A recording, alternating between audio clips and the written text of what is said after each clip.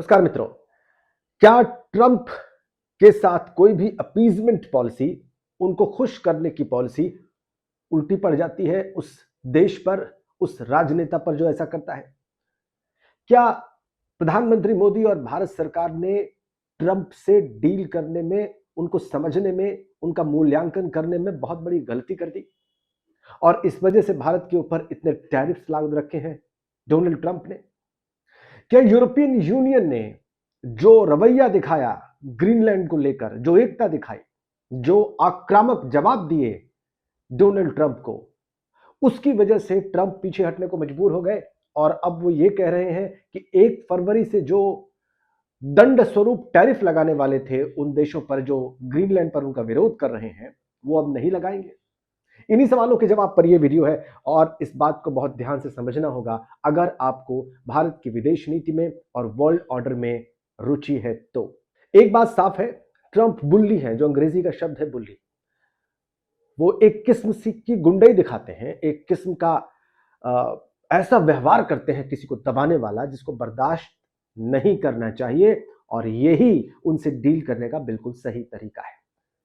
उन्होंने ग्रीनलैंड के मामले पर यही किया। उन्होंने कहा कि ग्रीनलैंड को वो हथिया कर रहेंगे, चाहे वो उसे खरीद ले, चाहे उस पर मिलिट्री इंटरवेंशन से यानी कि फौज के सहारे से कब्जा करे। और उन्होंने यह भी धमकी दी कि जो भी देश उनके रास्ते में रोड़ा लटकाएगा उस पर वो 10% टैरिफ लगा देंगे। वो यूरोपियन यूनियन के देशों की तरफ इशारा कर रहे थे जो डेनमार्क के साथ थे, मसलन फ्रांस, मसलन यूके, मसलन इटली, मसलन जर्मनी और इस तरह से बड़े देश। लेकिन फिर क्या हुआ?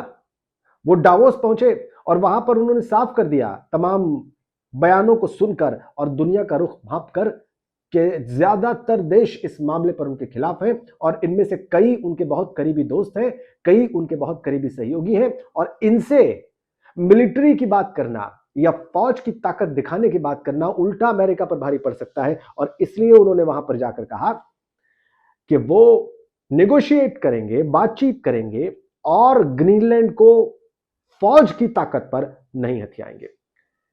यही से साफ हो गया कि अगर आप उनकी आंख में आंख डालकर बात करते हैं, अगर आप उनको यह बता देते हैं कि आप उनके आक्रामक बयानों और तेवर के सामने, ताकत के घमंड के सामने घुटने नहीं टेकेंगे, तो फिर ट्रंप दोबारा सोचने पर मजबूर हो जाते हैं। यानी कि ट्रंप के तुष्टीकरण की पॉलिसी, उनको खुश करने की नीति काम नहीं करेगी। उनकी आंख में आंख डालकर देखना होगा। यह काम चीन ने भी पहले किया था, यह काम रशिया ने भी किया और अब यही काम उनका ही दोस्त, उनके ही दोस्त यूरोपियन यूनियन के तमाम देश कर रहे हैं ग्रीनलैंड को लेकर। लेकिन क्या भारत ने यह किया? सवाल यह है।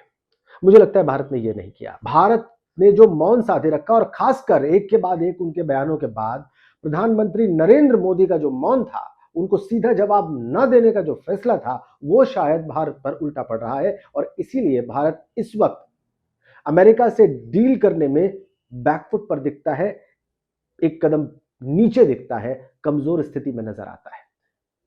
अगर ट्रंप का तुष्टीकरण न किया गया होता, अगर उनके तमाम बयानात के बाद प्रधानमंत्री मोदी ने उनको जवाब दिया होता, तो आज शायद भारत उनसे डील करने के लिए बेहतर स्थिति में होता, वैसे ही जैसे कि यूरोपियन यूनियन के देश दिखाई दे रहे हैं और वैसे ही जैसे कि चीन दिखाई दिया। लेकिन भारत ने ऐसा नहीं किया और उसका खामियाजा अब हम भुगत रहे हैं। 50% टैरिफ है हमारे ऊपर। अब एक और धमकी है कि अगर आपने ईरान से तेल खरीदना जारी रखा या दूसरी चीजें की तो हम और टैरिफ लगा देंगे। यानी जो ट्रेड डील होनी चाहिए थी भारत और अमेरिका के बीच में, वो अभी तक नहीं हो पाई है और उसमें भारत पर लगातार दबाव बनाए हुए हैं ट्रंप एडमिनिस्ट्रेशन, ट्रंप प्रशासन। मतलब साफ है, ट्रंप बुल्ली है, ट्रंप आक्रामक, एक असामाजिक तत्व की तरह से व्यवहार करते हैं इतने बड़े देश के राष्ट्राध्यक्ष होने के बाद भी, और उनको खुश करने की पॉलिसी किसी के भी हित में नहीं है, चाहे वो दुनिया का कोई देश हो या फिर भारत ही क्यों ना हो।